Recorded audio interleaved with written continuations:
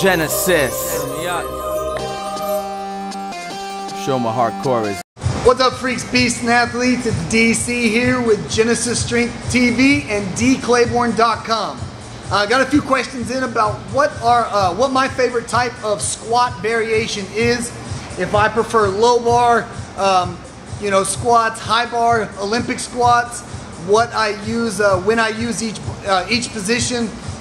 If I vary that position up onto with box squats, and what position I prefer to have our athletes do more so than the other. And so, kind of to get started, if you don't know what what the definition between the differences between a low bar and high bar squat, the high bar is going to sit higher up on your back, of course. And by doing that, you're going to have to bring your feet in more, have a more vertical torso, which is going to force the quads to do more work compared to a low bar squat, which is what a lot of people consider more your powerlifting style squat.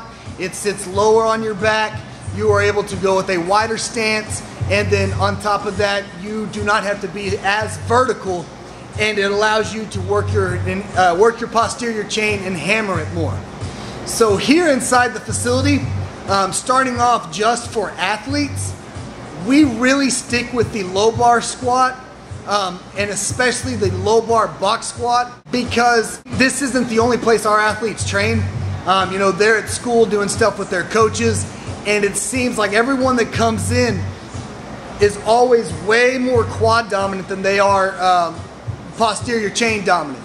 And so by them already having that quad strength from doing free squats at school, sprints, jumps, all that stuff at school with their teams already, we want to build up that posterior chain because it's not something that's focused on a lot, or at least focused on correctly at at their training other places.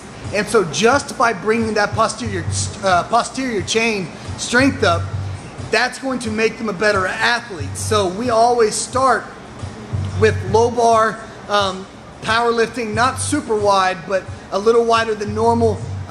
Sit back, back and forth motion type squats, especially onto a box, so they can build up that posterior chain strength and kind of balance themselves back out. So once they have that strength balance to where they have a decent quad to posterior chain strength ratio, what do we do then? Well, then it becomes more of a what is their position, what is their need going to be.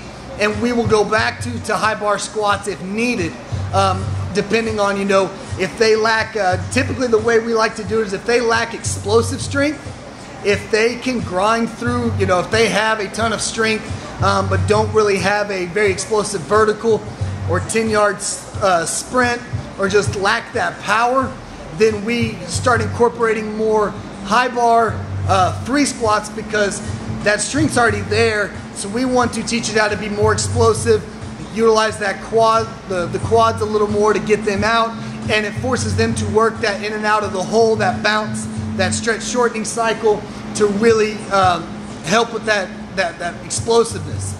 If they have that quad dominant, or if they have that quad strength and posterior chain strength and it is a good balance, but they still aren't strong, then we typically like to keep them on low bar type movements, low bar box squats, low bar free squats, because it's going to force that basic strength, what some people would call that slow strength, which really isn't, the bar's just moving slower, but it forces that strength, just overall brute force strength to increase, and then we focus on keeping their that quad strength built up and balanced by performing stuff as like unilateral single leg movements like split squats and lunges and step ups. So if you have an athlete or if you yourself need to train and you you have a good level of strength for, let's say, for a squat,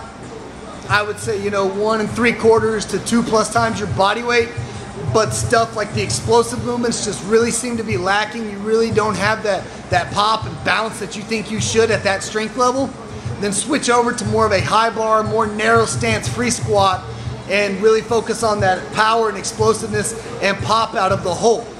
Vice versa, if you are an explosive, fast athlete, or just feel that that is how your training has made you, now in the gym, then really, start dropping that bar lower on your back, widen your stance out, work on more of that back and forth motion to where the posterior chain does the majority of the work, and that is going to bring up that absolute strength that's going to allow the quickness to continue to get better and to increase, but also back it with that solid quality base level of strength that allows you to do a ton of different movements.